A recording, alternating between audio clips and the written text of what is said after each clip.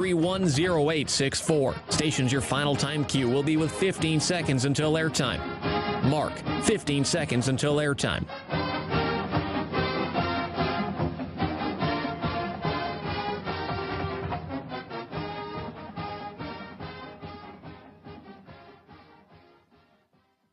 The following is a presentation of Learfield. Welcome to Duck Insider. Our whole athletic department, there's a level of expectations of success. Throw, catch, touchdown, Oregon. He can run and slam. This is back out for a three. Left wing is good. Deep to right field at the warning track. See ya. Really excited that we get to rep our Ducks and hopefully come back to Eugene with some championships. At the buzzer.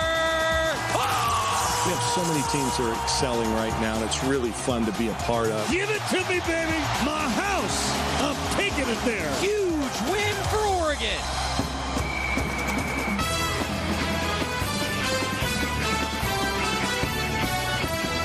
This is Duck Insider on the Oregon Sports Network from Learfield, presented by On Point Community Credit Union. Better banking, local solutions. Live from the Country Financial Studio, here's Joey Mack. Thank you. Oregon football wrapping up practice here just a little while ago if you're joining us live in the 1 o'clock hour. The Ducks coming off the practice fields and what is supposed to be the warmest day of the year so far in Eugene. Might get close to 80 degrees today. It was awesome to be underneath some sunshine out there. And I'll tell you what, the Ducks looked pretty good today, and it was interesting. I was talking with Rob Mosley about this because he was not at practice on Tuesday or Saturday. I was there Tuesday. It was not there Saturday.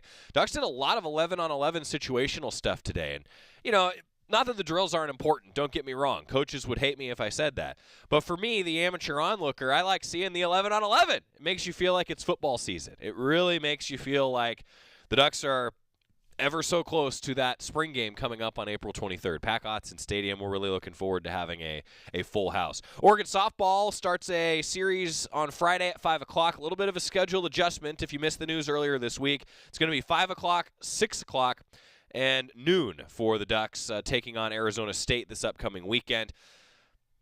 I'll tell you what, this is a big week for Oregon softball. We're going to hear from Melyssa Lombardi, Oregon softball head coach, a couple student-athletes coming up here on the show as well.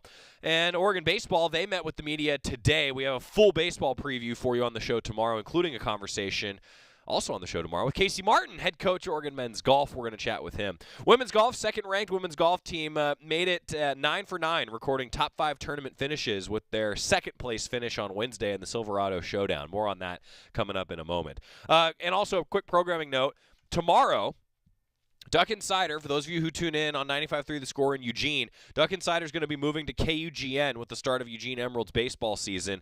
KUGN, 590 AM, 98.1 FM. If you ever listen to Duck Insider at our time-shifted slot in the Eugene area on the terrestrial radio affiliate of 95.3 The Score, the show is going to be moving to KUGN 98.1 FM, 590 AM starting on Friday. It'll be same time slot, 6 to 7, unless there's a baseball game. In that case, Duck Insider will precede the Oregon baseball pregame show. There you go. There's your programming note for the day. Adrian Clem, Alex Forsyth, Ryan Walk, Melyssa Amuve Laulu. God, his first name is the easiest one to say.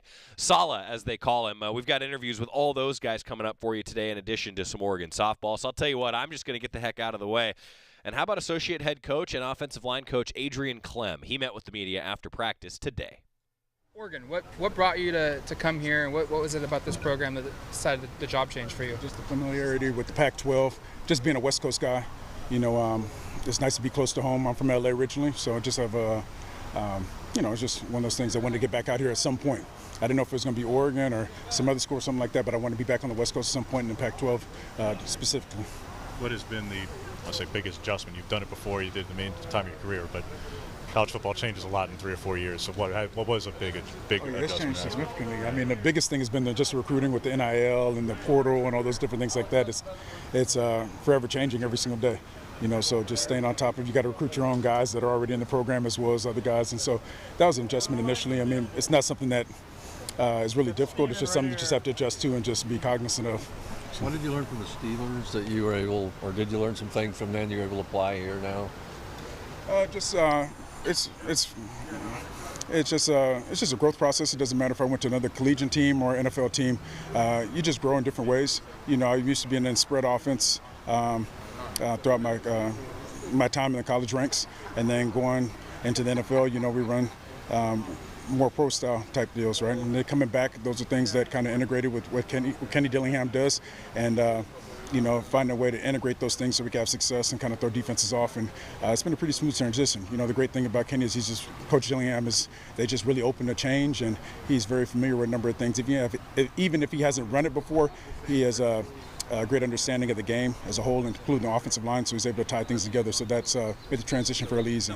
Unlike other familiarity with Oregon being in the league before, but now that you're in this building and representing this school, has you seen something that you maybe didn't know about, or your feelings have changed because of that? Like, feelings have changed in regards to just like the expectations of the atmosphere here or the facilities. The only time I was surprised is when we actually came here and played. At UCLA, we came and played. I think we're both in the top 10. I think Mariota was here at the time. And we were on the wrong side of it that day. But I remember looking at the capacity of the stadium and not realizing just how loud it was when I got here. We had to work on silent count, but I didn't know if we'd have to use it. But it was the loudest stadium that we played in our conference in my 5 years in the Pac-12. Just the amount of the affinity for the program in terms of community, not just over here, but even if I fly into Portland and coming down, and just it carries throughout the state. It's pretty remarkable. I think this is one of the few places in our conference that has actual college game day experience, which I feel like if you get a kid up here on a visit, you can get a kid.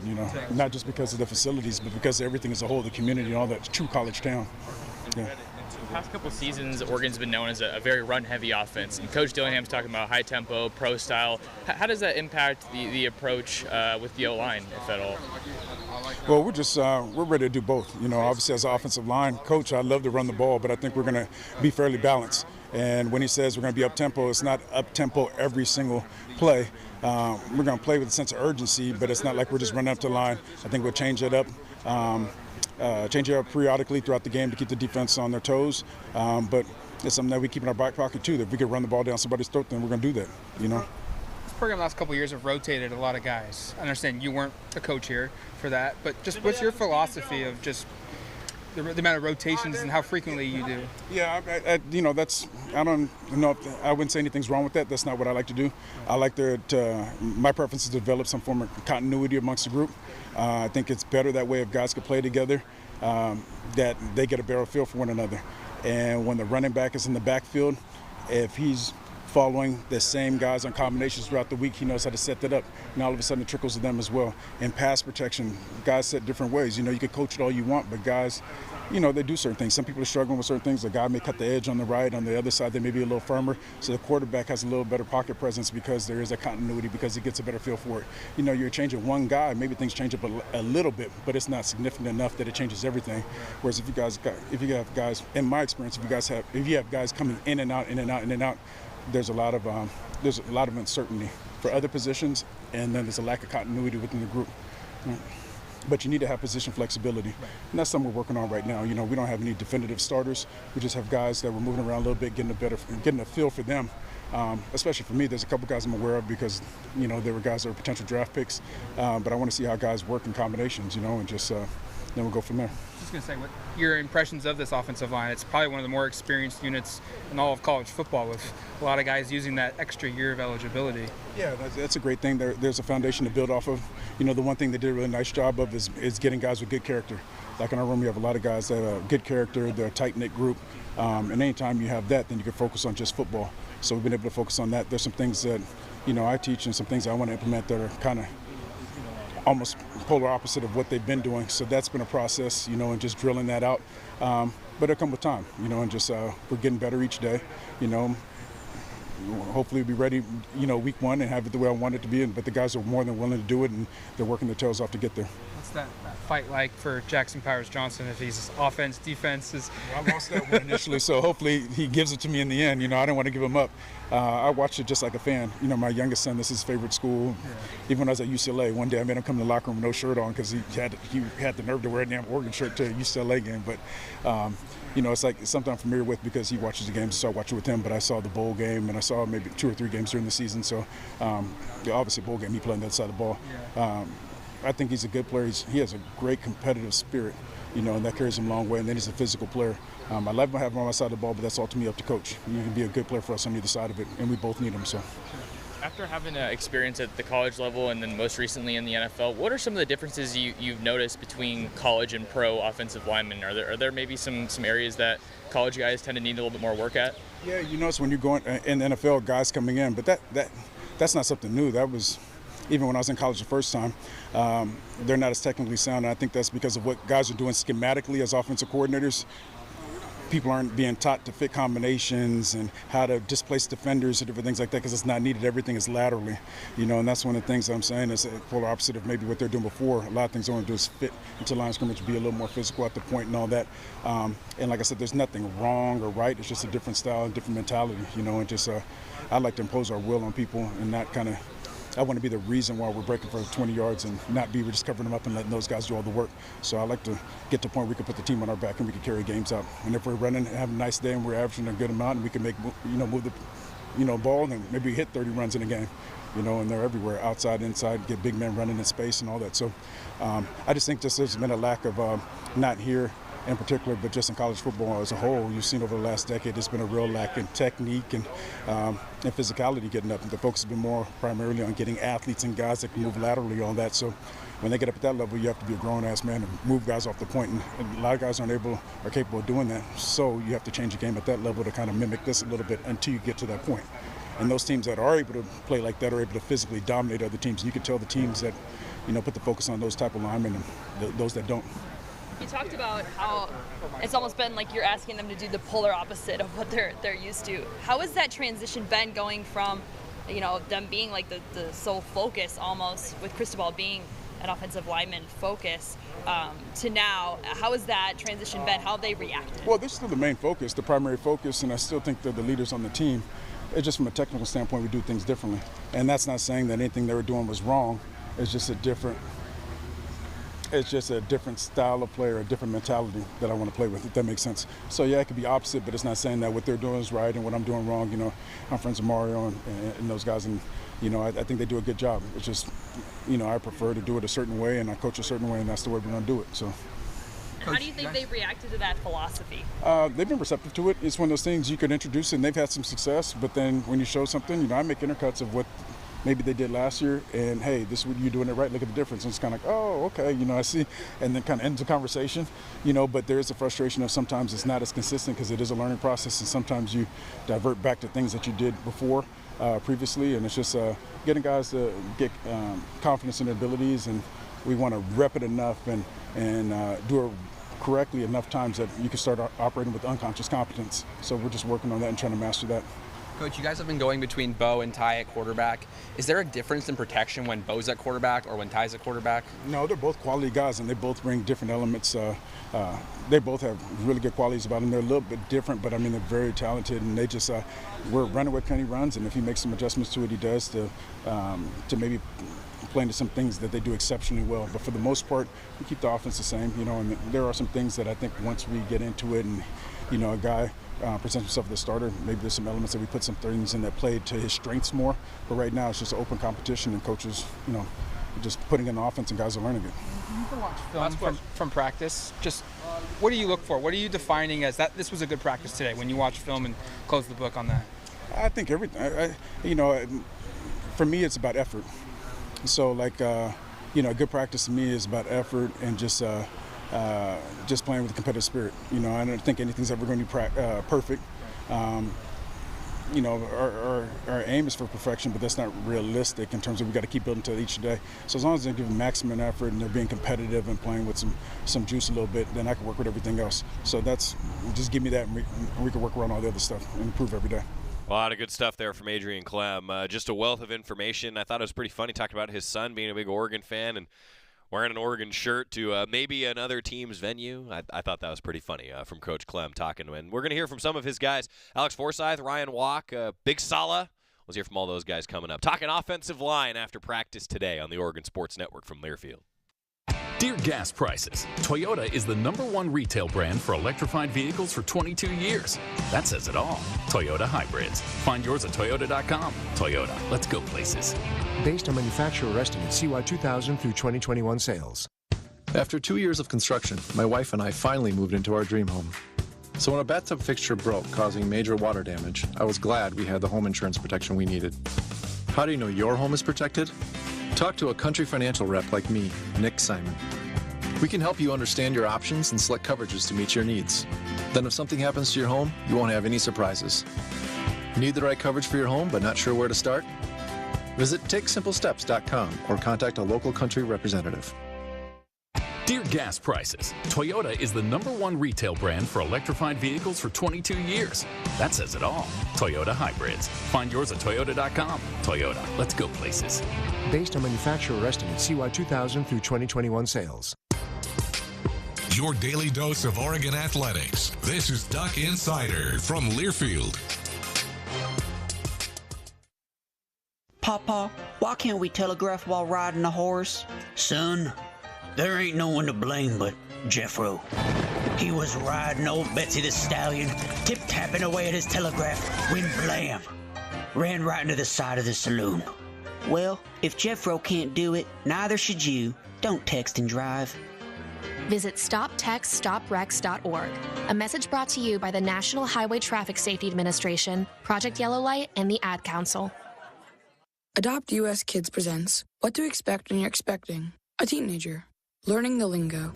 GOAT, G-O-A-T, acronym, stands for Greatest of All Time. As in, spaghetti sandwiches for dinner? They're my fave.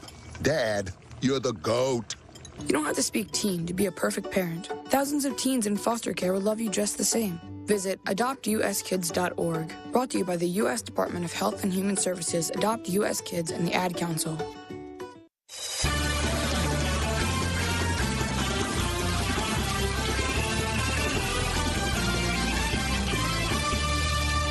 Welcome back to Duck Insider, presented by On Point Community Credit Union. Joey Mack at the Country Financial Studio. The Ducks getting ready for the April 23rd spring game. There's more details available on GoDucks.com. First 2 quarters, sounds like it's going to be football. Like, we're going to see a lot of 11-on-11. The Ducks are going to be really going through and, well, practicing. That's ultimately what the spring game is, right? It's a practice and it's a fan event, and that's what the Ducks are planning, some cool fan interactions for you on April 23rd, so come on out to Autzen Stadium. Alex Forsyth, Scott Phillips actually jumped in. I didn't hear anything that Alex had to say because I was talking with Coach Adrian Clem, so we're all going to listen to what Alex Forsyth had to say together as he met with the media after practice today. Thinking big picture too, like I want to make sure I make it through all of this. Yeah, fall, so. Yeah, no, 100%. I mean, that's definitely in the back of my mind. I mean, first thing is the team, but you know, I need to be fully healthy to be able to maximize my help to the team. Yeah. Is there anything you've done to kind of accommodate that back? I know some guys take up yoga. Like, what works for you to kind of keep that back loose? I've been doing a lot of Pilates on the Pilates machine we have in there, so that's been kind of my home for the past. It's a different kind of jam. Huh? Yeah, no, it's definitely different than what I'm used to. Not a lot of big people do Pilates, but I'm blazing a new trail there. So, no, but I've been just doing a lot of stretching, a lot of stuff since the season ended that I can just get the strength back. A lot of, different core work and stuff. Coach Davis has got me right in the weight room, so it's been really good, just strengthening it up and getting back to full speed where I feel like I can actually, play at my max potential and continue to improve. With this whole offensive line coming back, I mean, what was the first domino to fall there? Sala said it was kind of you, and then a lot of guys kind of based their decision off you coming back. Can you take us through that timeline? Yeah. I mean, I always thought I was coming back. I didn't really. I mean, when they asked me if I was coming back, I was like, oh yeah, and then somebody tweeted it out, and I was like, oh, I didn't think it was that. I always thought I was coming back, so I didn't think it was a question. But no, it was good, kind of recruiting the guys back. Like, hey, we should, just one more year for all of us. So obviously the big ones were Sala and TJ. We got Sala back, and originally he was obviously going to leave, but getting him back was huge. And we just kind of gave our best recruiting pitch to TJ and stuff, and we kind of got shorted out a year in the 2020, so we felt like we didn't. Ryan and I got hurt last year, so it's like we haven't got a full season altogether healthy. So next year's going to be our year, I think. You have played so much with Ryan, with TJ. Yeah. So when you do, as you're easing back in out there, just how comfortable, obviously there's new stuff you're learning too. So what's the balance there? How comfortable do you feel based on your familiarity with those guys versus being uncomfortable because it's a lot of new stuff? Yeah, I think with the new guys, it's like, hey, we all know like relatively the same amount. Like we've all been around, we've played a lot of football, so we can understand like concepts and stuff, but it's for all of us, it's like we're all at kind of the same level of like understanding the offense, and we're getting there to where we can eventually master the offense, which is the ultimate goal before game one, or by the end of spring ball, actually. You know, it does bring a comfort level where it's like, hey, we played a lot of ball together, but we all are on the same page right here. We don't know everything about this offense. So I think that's kind of a comforting thing where, like, hey, we're all at the same level. We're all going to make mistakes. And I think it helps the young guys too. Like, hey, I'm going to make a mistake on this play because, like, versus a certain front, we got to change whatever it may be. And so I think that's good for the young guys to see, like, hey, I can make a mistake, Ryan can make a mistake, TJ can make. We're all going to make mistakes, and that's okay. You just got to correct it. How about, and you did lose a couple guys, so when, like, Ope works in there, when Big Mark works in there, just how do you feel about their progress? Yeah, no, they've came a long way. You know, they really, I thought those two especially really made a jump last season. You know, in fall camp, you kind of see it like, okay, it's starting to click there a little bit. And then by the end of the season, you know, they've gotten a ton of reps, and it's like, hey, these guys can play. So, like, right now, seeing them get reps and, you know, taking some reps off the older guys and having them get a go in there, that's, you know, that was huge for them. And it's been great to see, you know, because I've met with them. I've done early meetings. We've done late night, like, individual drill. We've done everything with them. And so it's cool to see that, you know, starting to pay off. And then them to see that those dividends, you know, pay off is big because that'll boost their confidence, and they've done a great job. Do you see anything from this offense? Oh, it's early yet. That gives you a lot of hope and excitement about you'll do as better or you'll improve on last year as far as the offense. Yeah. You know, there's a lot of wrinkles to the offense as there is the defense as well. So I think for us, it's just going to be a really dynamic offense. Some schemes carry over, but a lot of different terminology for us and a lot of different adjustments.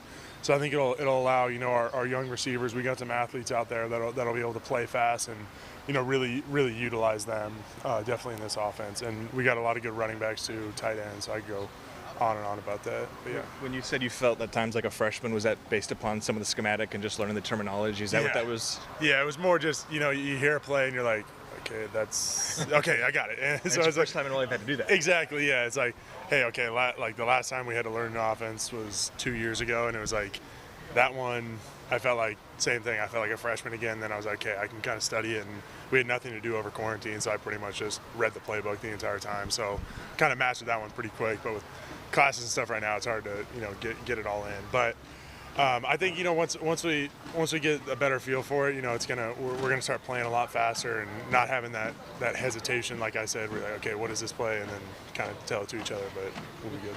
How did airball? There was such an emphasis on positional kind of versatility and cross training. Is that still kind of present with Climber? What does that look like? Yeah, I think a little bit. You know, if your guys go down, he'll kind of slide some guys around, but not as drastic. I think it's more like with this spring, we got to develop at the positions we're at. So just kind of keeping guys at one position, letting them actually develop at that position instead of kind of flipping around. That would kind of not hinder their development a ton, but it'll, I guess, delay a little bit of progress with if you're moving from right guard to left guard or right guard to left tackle. Like, you know how it is. So I think for those guys, just, you know, being able to stay in one position, and the majority of the O-line just playing one position, you've seen a lot of strides and improvement. What have you seen from when Jackson's bouncing back and forth as he has these last couple of weeks? Just how difficult is that? I mean, you've changed positions, but he's going, you know, offense to defense and back to offense. Just what have you seen from him here so far this year? Yeah, no, I just tell him he's just a football player. He'll play wherever. So he's you know, he's been doing really good. I thought he was, you know, he's a really talented D lineman too. I think just naturally he's really good at that because he's probably one of the strongest players on our team. And I think him going from offense to defense, obviously, is really impressive, especially for his age, just being his second spring. He enrolled early last year, so his second spring. Him being able to do that is very impressive, and, you know, he showed good things on both sides of the ball, so I'm excited for him. When Ope was filling in particular for you last week when you were limited, just what have you seen from him? Why is he different now? How is he different now than he was even a year ago? I think you can just see when you watch him play, he's just not really thinking a whole lot, which is a good thing. I know that might not sound like a good thing, but he's just reacting, and he's more dictating the action than letting the defensive line dictate it to him. So he's dictating the speed of the game to them. And I think that's the biggest thing you can see from his game is just he's moving a lot faster, and that's a big dude. So he's moving a lot of weight, and he's moving it fast. One of the new guys who you go up against is Taki. Just what has he brought to that room? What is his skill set? I think you played against him before he got here. But no, he's as strong as an ox. He's a big dude, obviously. Really sharpening his skills as a pass rusher, I think. Obviously, he's fantastic against the run because he's ginormous and just take up double teams. But he's really improved, I think, on his hands. Is like anchoring down against double teams. I think he's really made some strides, and it's been really good going against him because we haven't always had a guy like that. Obviously since like Jordan, who's like a true zero technique. So for me to go against him every day, it's been really good for both of us, I think. Alex Forsyth, always a great interview. It's a fun day when you talk with all the Oregon offensive linemen, some guys that are coming back, and I loved what he said that it feels like we really haven't seen this full group at full strength. I think that's a real excitement factor heading into the season for all of these guys, and I'm certainly feeling it. I mean, seeing Alex Forsyth, Ryan Walk, and TJ Bass all together, they've talked about that. You heard him mention with those two guys in particular, Alex, and I'm excited to see what this offensive line can do. We're going to get a quick timeout. When we return, Ryan Walk and Big Sala continuing to talk O-line on the Oregon Sports Network from Learfield.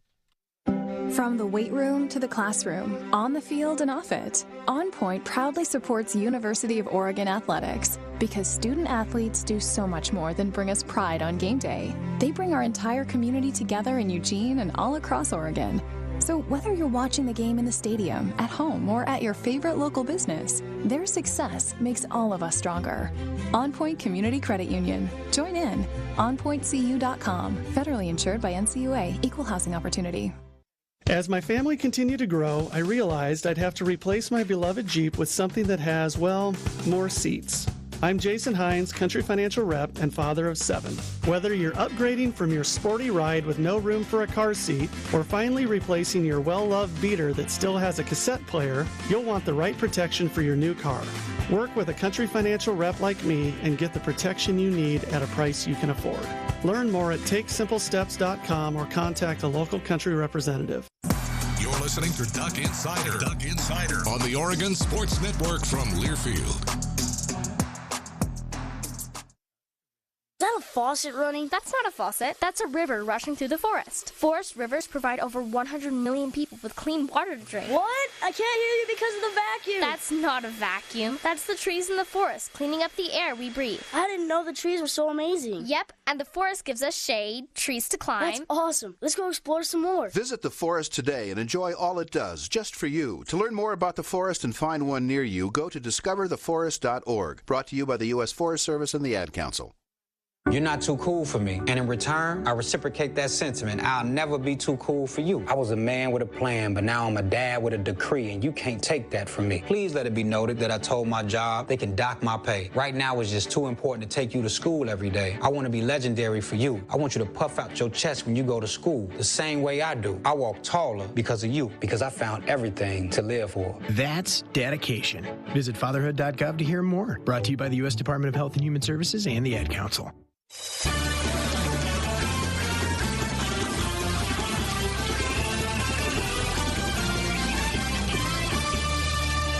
Welcome back to Duck Insider, presented by On Point Community Credit Union. Joey Mack in the Country Financial Studio. Hoodoo Ski area, preseason pass sales been going on, and man, I got to tell you, we're sitting here in April.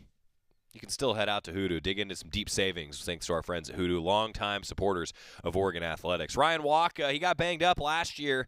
Really nice to have him back. He met with the media after practice today. It was kind of understood between us. We just hadn't made it public yet, and we decided we were all going to do it on the same day. Just because we do things together, man. 5 is 1. That's the way we look at it. So it's kind of a no-brainer at that point. Yeah, I know for myself and Alex and Steven, it was a no-brainer. We were all coming back. There was no question on that. Sorry if this has been asked already, but last year you played a lot of center when Forsyth was out. What position are you probably playing now? I'm working into both center and right guard right now. Coach Clem's trying to get me a lot of right guard reps, just to rep that down, because when Alex is healthy, he's our center. So right now, just working a little bit of right guard, a little bit of center, just doing whatever's asked of me. So switching back and forth a little bit right now, but I know the goal is for me to primarily be a right guard. Last year, you guys did a lot of rotations, 4 or 5 off the field, 5 on the field. Is that something that you guys have been participating in this year? And is that something that you liked last year as a group and as you personally? I liked it last year. Kept fresh legs, but I also like playing the whole game. Once you got in the flow of things, my conditioning felt pretty good. I felt like I could play a whole game and I didn't need to sit out any series. It got to that point, after 3-4 weeks, so I liked playing the whole game once my conditioning was there, and so I just got to work on being in that shape come game one. And we haven't really seen as much of that this spring. We haven't done a lot of rotating. Part of that is just healthy bodies. We haven't had enough to go three deep on an O-line and rotate guys in and out and things like that. So, we've been pretty stagnant up front this offseason or this spring compared to last fall. And another thing from last year, positional versatility, guys cross-training in multiple spots. Is that happening as often, not as often, or at all? We're seeing a little bit less of that just because Coach Clem has different technique and fundamentals that he's preaching to us right now. And so we're trying to get that down at one position before we start trying to figure out other spots. So right now we're all trying to focus on one spot, get the technique and fundamentals down that are necessary to compete in this system, and so that's just what we're looking to do is get it down at one spot, and then once that happens, then we can start working on some versatility. What is the difference in Coach Mirabal was big on the double under in the run game, and Coach Clem is big on the inside hand striking, so that's definitely been a little bit of a change. Gaining ground on every step in the run game. Coach Mirabal liked the subtle step, step in place on your first one. Coach Clem wants us to drive into the line of scrimmage on every step. So I think those are just kind of two of the subtle things. Coach Clem likes us setting off the ball a little bit, handle twist games a little bit better, whereas Coach Mirabal liked us jump setting. So just kind of getting used to those things and transitioning those techniques into this new offense, and that's just what we've been working on right now. It's kind of typical for some offensive line groups that just love running the ball down the other team's throat. Just love running the ball. How did that transition to maybe a more a pass-heavy offense? How do you think your O-line will handle that? How have you seen that transpire through training camp? Pass-heavy offense? Yeah. That's what we're doing this year? We've been running a lot of the ball this spring. You know more than I do. I don't know about pass-heavy. We've been running the ball pretty good this spring, so I think that's still going to be a focal point. I don't see us going pass-heavy. I see us, attacking whatever matchups Coach Dillingham likes, and I think that's going to be a focal point for us is just, whatever that is. If that means we're running the ball, we're running the ball. If we're throwing the ball, we're throwing the ball. We don't care up front as long as we're scoring points and we're beating the other team. Has Coach Clem shown you his championship rings yet? I have not seen them, no, but pretty awesome that he's a 3-time Super Bowl champ. That's really cool. Did you see the video? Yeah, I did. I saw that video. That was can never be falling asleep, I guess, in the meetings. You guys gonna hang the last poster somewhere or what? Absolutely not. No, we're not doing that. Last question. Being a Eugene native, all the cool spots, everything around here. Is there anything specifically cool you've done with your teammates in the off season, you really liked and they really enjoyed it? Yeah, we'll go in the summertime. We'll go float the Willamette River. That's a lot of fun. We'll do that, or going to Wildwood Falls down there near Cottage Grove, Durana area. That's another spot we'll go. And so, we have fun doing all that stuff, and it's a really good time. So, we like doing that in the summer. Talked to a lot of former players, and I mean this in multiple sports. Some of their best memories are exactly what Ryan Walk just talked about. Hey, what'd you do with your teammates off the field? That's pretty cool to hear those sorts of stories. Ryan Walk, great to have him back healthy. The Ducks, I think that's going to be a strength of this team as the offensive line. Malasala Amuvai-Laulu, he also met with the media, Big Sala as they call him, and he had a few, I thought, great minutes talking with the media. Haven't heard a lot from him in his time at Oregon, but he could be a real key to the offensive line this year. Here's Big Sala.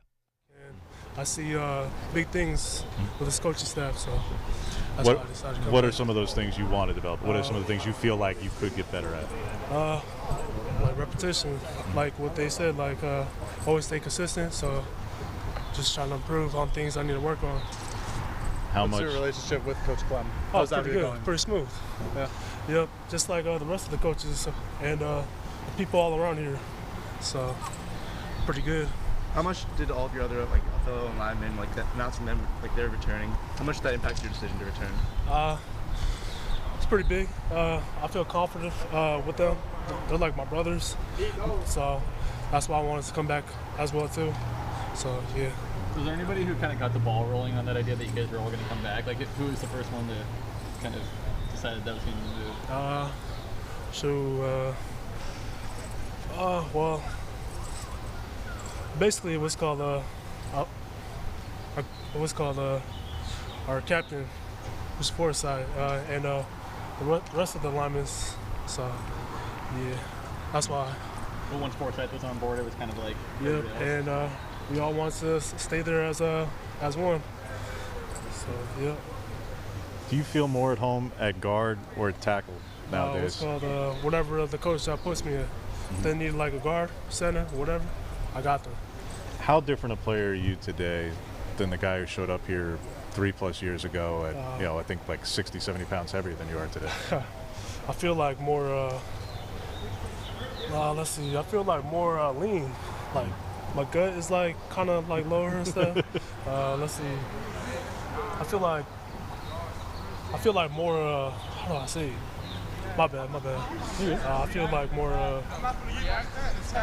energized and what's called more like developed.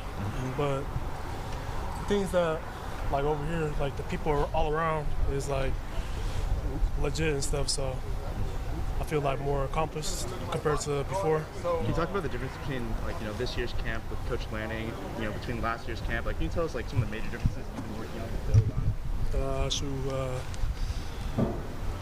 They're like kind of similar, but at the same time, like I feel like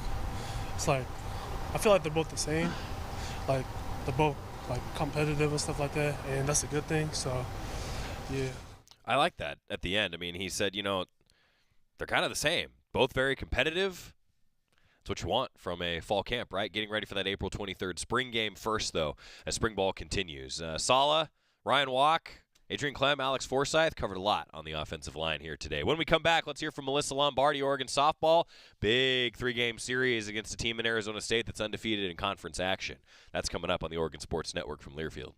At Shadow Hills Country Club, our all-inclusive event pricing allows us to take care of all of the details while you enjoy your event. Our wedding garden, expansive grounds, ballroom, and meeting rooms can accommodate any size event and come complete with full catering and service staff. From weddings to business and social events, Shadow Hills offers the benefits of a resort atmosphere and the peace of a country setting just minutes from downtown Eugene. For more details, call us today or go to shadowhillsevents.com. Money isn't interested in the fact that you dream of going to Greece. And it doesn't pace at night wondering how you'll pay for braces 3 times.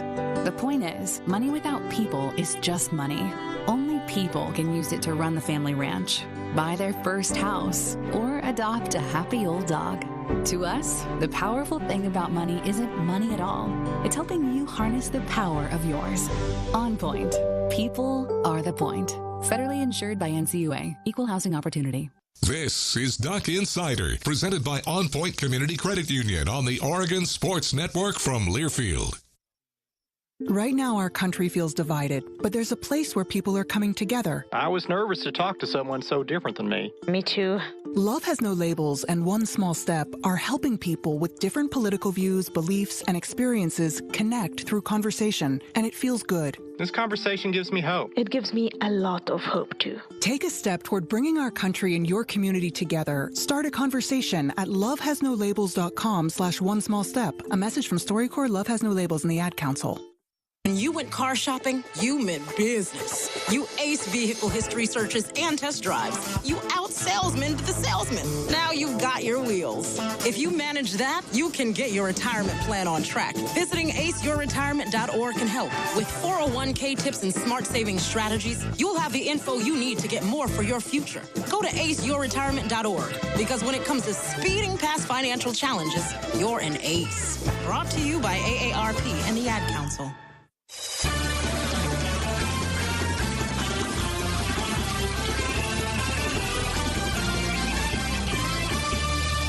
Welcome back to Duck Insider, presented by On Point Community Credit Union. Joey Mack here with you in the Country Financial Studio. Melyssa Lombardi, Oregon softball head coach. She met with the media after practice yesterday, actually right around the time we were getting off the air. She was chatting with the media. Ducks have a big 3-game series against Arizona State. Friday, 5 o'clock is now the game time on ESPN2. Saturday, 6 o'clock on Pac-12 Network. And then the Ducks will conclude the 3-game set at noon on Sunday on ESPN News. And, of course, KWVA, the student radio station, 88.1 FM in the Eugene area, they're going to have the call as well. Over the course of this 3-game series, I think we're going to find out a lot about Oregon softball. I think Melyssa Lombardi can speak to that better than I can, huh? Let's hear from the Oregon softball head coach. You get a 2-out hit, but you're not able to bring them in, but they're on first anyway. What were some of those plays that you want back? Yeah, I just think when we have opportunity to cash in the pack, you have to cash in. You know, we're going to give up home runs. We're in the pack, but it's about giving up the solo versus the multi, home run. You know, the two, the three. So managing counts. You know, if you have opportunities to put the hitter away early, you need to put them away. If you allow them to hang around, then some things aren't going to go our way. The pack is the toughest conference out there, and so you're going to have weekends that go your way, and then you're going to have weekends that don't. To me, it's how you respond to that weekend, moving on to the next. These guys, ASU is about as potent as it gets. I think they're 4 of the top 6 hitters, I think, in the league. They've got, I believe, leading the league in home runs, since that's what you talk about, putting hitters away. Mm-hmm. Even more emphasized this weekend just because they are possibly the most potent lineup in the league. Yeah, for sure. It's about putting hitters away. When you get them down in counts, you need to put them away. Can't let them hang around. In terms of last weekend, where Rachel said she was the only person who had multiple hits in a single game, is that optimism of consistent production across the board, or would you like more of the multiple hits in a single game where you find more like Rachel in Game 3? Yeah, I mean, we need her to have multiple hits and, throughout our lineup. I think just our lineup was... what with the normal production that we get, I don't think we got last weekend, and I think you'll see that back this weekend. In terms of 3 close contests but 3 losses last weekend, is there a level of optimism after that, or is it we didn't get it done, so we didn't get it done? No, I mean, there's disappointment. We go into every single game expecting to win. We go into UCLA expecting to win. So there's disappointment when we don't get what we want, but I think also too, knowing that we don't get what we want, then what can we take away from that weekend that's going to allow us to do what we need to do this weekend and moving forward. What did you see from Tara last weekend? First at the plate, we'll get to the catching part, but at the plate, what did you see from her in her first time back in like 6 weeks? I like what I saw. I think it's just her getting more bats. She hasn't played all year, so it's just, I thought for her coming in, she took good cuts, she put some good pieces on the ball, squared some balls up, but she just needs to get more reps. And catching-wise behind the plate, how do you think she managed with that? Yeah, I thought she did well. And the hand, at least from your observation, no issues.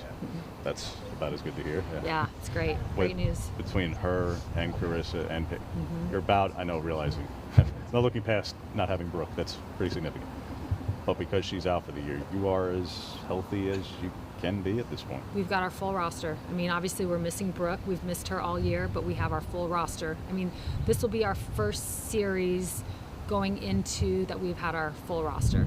So, the great thing is that we came into this year with depth. If we didn't have the depth, I think our win-loss record, I think things would look a lot different. So that just shows you how talented our lineup is, top to bottom, coming off the bench. And now to be able to have everybody fully on board, I think you're going to see a big difference for us. Lineup-wise, you definitely played the percentages more than others. There's some, there are coaches who just, the lineup 1 through 9 is 1 through 9. You definitely do much more, I think, lefty-righty in certain splits and certain things. You've always done it that way. How much because of that depth, and now that you have everybody healthy especially, it offers you to do that, where you had Tara at the top, and I'm guessing you're probably going to look to get her back there in some way going forward. So how do you try to integrate, now that you do have everybody healthy, the strategy that you've employed? Yeah, I mean, we go into every series with strategy, but at times in the past, there's certain things that we want that maybe weren't available to us, where now everything is available to us. Coming off the bench, if we want a righty to come up, if we want a lefty, we have more opportunity with a full healthy lineup. So I think you'll continue to see what we've been doing all year. It's just with our entire roster versus one sitting out. In terms of that DP position, especially, you've had Tara, Kai, Allison, Taya all take hacks there last weekend. How do you attack that position in particular? Yeah, I think it's matchups. I mean, we do our homework on the pitchers that we're going to face, and we want to figure out what's going to be the best matchups, just like I'm sure the opponent does with us, and that there's just a lot of different things that go into it. What I think is great is that we have different people to go to for different things. For Arizona State, they had last weekend off. As a coach yourself, what type of advantage does it give for that extra week of scouting? I don't know. Honestly, I think we go after it week by week the same way. I think every coach is different and what they feel like is best for their team. Last week we were on UCLA. all the way. This week we've been preparing for ASU. In terms of ASU, their starting rotation, 3 pitchers, all similar innings, all similar ERAs. They're just coming off a pitching staff that looks pretty similar from top to bottom in terms of their statistics as well. How do you attack a very balanced pitching rotation that they're going to throw out in the circle? I think just coming in with our plans, trusting our plans, and again, when that opportunity arises, which it's going to show up, to take advantage of the opportunity. What has Jazz meant now that she's back at this point for half a season, where she's obviously provided quite a bit in versatility and the infield, outfield, which I think a lot of people think that's way easier than it actually is. Yeah. So I know at shortstop, like, she does have the strong arm and all that stuff, but in range. But at the same time, a lot of people look at that and think it is just instant, and it's very much not. So what has she meant now that she's been back for at this point like half a season? A lot. I mean, like, what she's done on the field and just her versatility has been huge for us. Like, we need her to play it short, and she plays it short. We need her to play in the outfield, she plays in the outfield. And she brings everything she's got every single day, whether it's coming to practice or in the game. I just think she's got a new leash on life. Her perspective is different than the others. And I think that perspective allows her to play really free. I think at times when she was younger and maybe something would get in her way, those same things don't. Like playing softball to her it's great. Like, she plays free. Do you think if you had a player who had to take a year off due to pregnancy before you had your son, so you're going like early assistant years, sure. like 12, 13 years ago? Goodness, I mean, I can't say what I would do. I just know that, to me, family is the most important thing. Softball is a sport that we play, we love, we go to college, we have the opportunity, but there are bigger things in life than softball. Yeah. And having a child is one of the best things that could ever happen. So I feel like I would be younger, but I probably feel like I'd still have the same. Last thing for you, because we talked on Monday about the last weekend of the regular season. If not Nevada, is there a possibility of, if somebody's knocked out of a conference tournament, you getting them on a Saturday, Sunday for at least 2 games, or are you stuck looking at like D2 and D3 at that point? That we're still waiting. We're hoping that we're playing somebody. Like, we've been working on that for a while, so hopefully something's going to come. Are you allowed to play somebody who gets knocked out of like the Big Sky or the Big West or something? By rule, I don't think there'd be an issue. I mean, I don't know. So. In terms of pitching rotation, McKenna, it seems like when she's gotten into trouble, it's been the first inning of her outings when she's been back since that Utah series. How do you sort of counteract that and get her right for the full outing? Yeah, it's, I think it's just continuing to go about what we're doing, just going about everything the same way that we normally do. I look at this team and where we were at in the beginning of the year, and now and then when we got to at the end of non-conference, and then where we are at now, it's all about growth. These guys continue to grow every time we step out on the field, and I think the same thing, with McKenna and things that she's done early in the season and where she is now. I'm excited to watch her throw this weekend. I think she's gonna have a great weekend. Where's the biggest opportunity for growth for your team moving forward for the rest of pack play? I think just continue to compete at a high level. Like, we don't need a couple athletes on our team to do it all. Like, we have a lot of depth. We have a lot of players. Like, all year we've had different players that have come through it and had big moments. And for us just to continue to do that. How do you string that together so everyone has big moments at the same time? Yeah, that's a good question. I think every coach in the country would like to know that. So, no, I think it's just keeping good momentum, keeping a good positive vibe and understanding what we're wanting to do. I don't know. I think that's something that just comes more from them, I think, than anything else. Melyssa Lombardi, Oregon softball head coach. Ducks at Jane Sanders Stadium, 5 o'clock. It starts on Friday, 6 o'clock Saturday, noon on Sunday. The Ducks against Arizona State. Looking for a big series win to get back above 500 in Pac-12 play, but yet they're still a top 20 team in the country. That's the Pac-12 for you, isn't it? When we come back and to talk a little bit about the women's golf team, also CJ Verdell, Anthony Brown, we've yet to get to them from their pro day. We had, just an awful lot of content this week. We're back after this on the Oregon Sports Network from Learfield. After 2 years of construction, my wife and I finally moved into our dream home. So when a bathtub fixture broke, causing major water damage, I was glad we had the home insurance protection we needed. How do you know your home is protected? Talk to a Country Financial rep like me, Nick Simon. We can help you understand your options and select coverages to meet your needs. Then if something happens to your home, you won't have any surprises. Need the right coverage for your home but not sure where to start? Visit TakeSimpleSteps.com or contact a local Country representative. From the weight room to the classroom, on the field and off it, On Point proudly supports University of Oregon athletics because student athletes do so much more than bring us pride on game day. They bring our entire community together in Eugene and all across Oregon. So whether you're watching the game in the stadium, at home, or at your favorite local business, their success makes all of us stronger. On Point Community Credit Union. Join in.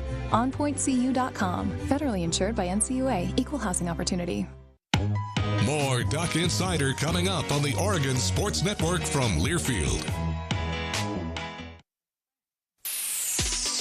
Look out, world, we're getting strong. The future's here and we belong. She can do more. Like build a rocket and watch it soar. Or clean the oceans and make the world a better place. Oh, so can you find a cure? Invent something new.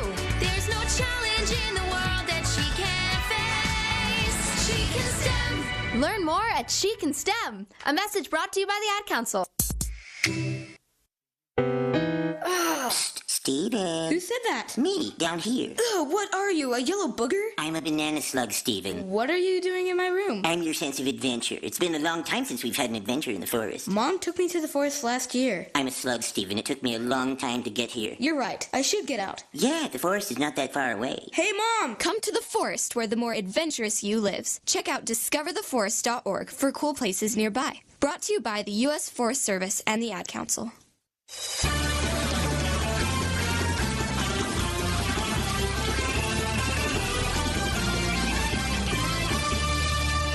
Back on Duck Insider, presented by On Point Community Credit Union. Joey Mack in the Country Financial Studio. Oregon women's golf, the second-ranked team in the country. They finished second Wednesday at the Silverado Showdown. They trailed by 8 shots entering the final round. Ducks actually rallied into the lead in the late holes of the final round. Now, they had a couple missed opportunities. I think they'd be the first to tell you that. So San Jose State got back in front by a couple of holes. That proved to be the final margin. San Jose State finished at 6 over 870. Oregon carded 8 over 872. But the Ducks, I'll tell you what, nothing but fight from this team. The number 2 team in the country, I don't think they're going to move from there. This is a really good field. And the Ducks, well, I got to keep talking about them because I think they've got a really good chance to win some championships. And Derek Radley, by the way, he's throwing out the first pitch at the Oregon baseball game tomorrow. He's going to come up in the booth and join us on the broadcast if you tune in on the Oregon Sports Network and on the Oregon live stream. Earlier this week, we heard from a number of different Oregon student athletes who are now going on to the next level. Pro Day. Anthony Brown was one of the Ducks that we have yet to hear from after the Oregon Football Pro Day. The Duck QB AB. I did better than I was expecting to do, so just glad to get the opportunity and just make whatever I can of it. What's this process been like when you knew that the combine wasn't going to be part of it, to know that you had to wait till pro day to throw and have this opportunity? Just what's that part of it been like? I would say it's just giving me more time to be ready for my opportunity, which was today, my pro day. And I feel like everything I did, I improved on whatever I wanted to do. So I feel like that's just a blessing in itself. So what's the first few weeks been like for you after the season? The work, the training, how's that been going for you? After the season? Yeah. Like after the bowl game? Yes. So it was pretty sure I worked out 3 days after our bowl game, and a couple of days after that I was right down for the Hula Bowl. So trying to work and make sure my body was right for the Hula Bowl enough for me to perform at my best, or even just get back to being at that after playing 15 games, 14 games, whatever it was. And it was just short. Well, how close to 100% do you feel like you are right now? Oh, right now I'm way past 100%. Don't even got to ask that, to be honest with you. So. What do you feel like was the biggest benefit of playing in that showcase game, that All-Star game, the Hula Bowl? I would say just getting out in front of people and playing with different talents and being able to adapt to their talents as well in such a short amount of time. And it was really good to be around those guys at the game and meet so many great people. So you had an interesting college journey, longer than expected. If 18-year-old Anthony saw you right now, do you think he would think you ever made it to this point? Absolutely. I'm probably one of the most optimistic people that I know. So just the longer route that I had 18-year-old me wouldn't be surprised at all, and actually he'd smile. So I'm grateful for that. How dead set are you at quarterback, or if teams ask you about working out at a different position just to take a look, or is this? I haven't heard anything about a different position, so I'm going to stick to what I've been working at, which is quarterback. How was it working with Devin Allen, so he's speedy as him? Man, how would you feel? But yeah, it was great. We were working with each other all week, and just being in the presence of him, he's a light, and I appreciate everything he did for me. And he helped me out throughout the week too, as well as with sprinting things and stuff like that. It wasn't just all catching and route running, so it was cool. When you were living, obviously, with Devin as well during the year, when you knew as much before he shares things publicly about what life was like for him the past 6 months, 8 months now, what was it like to see as a teammate when you're seeing somebody go through losing a loved one, but then also having a child in the middle of everything? I would say it's hard, and a lot of people don't know a lot of things that go on in athletes' lives, personal lives as well. And I feel like it was just, I applaud him for everything he's been through, and being able to push through it and keep going and have the season that he did with so much going on. I feel like it's very impressive, and I feel like if people would just stop judging a book by its cover and actually read the book, they would understand more. So. A couple different stops for you at the college level, Boston, and then ending things here. Where do you feel like you made the biggest strides as a player, as a quarterback? I would say I made strides every year, regardless of where I was at here or in Boston. So whether it was something that I didn't show when I was in Boston or I didn't show in the 2020 season, I feel like I made a different stride every year. So that's it. I thought that was great hearing from Anthony Brown. I'll tell you, I'm just rooting for him along with all the other Ducks that finished up their pro day, and I just always loved his perspective. He took his lumps over the course of the year. Wasn't really healthy over the course of the entire football season. A lot of guys get banged up. He never used it as an excuse. I'm rooting for that guy. I hope that he has a really successful career at the next level. Lastly, C.J. Verdell, we won't get to him today. Planning to hear from him tomorrow as we sprinkled all of our pro day interviews throughout the course of the week. On tomorrow's show, Mark Wasikowski, Anthony Hall, Josh Kasevich, Oregon baseball preview of their 4-game non-conference set against Ball State that begins at 4 o'clock on Friday. Also, Casey Martin, Oregon men's golf head coach. We've actually got him scheduled to come into the studio tomorrow to hear about Eric Doyle shooting a 63 at the Goodwin. One of the best rounds that Casey Martin has seen in recent memory. I'm really excited to talk with him. And also, they're going to Santa Cruz next week, my hometown. I got some food recommendations for Casey Martin. We're going to hear from Tara McGowan tomorrow as well. See you then. America, your children have an amazing superpower. That's right. They can help save lives by simply washing their hands. Just 20 seconds of thorough hand washing after they've coughed or sneezed or been outside can help fight against the dastardly spread of germs. Armed with only soap and water and hands, your superhero can protect you, your family, and everyone out there in America land. Amazing! Find out more at coronavirus.gov. A message from the CDC and the Ad Council.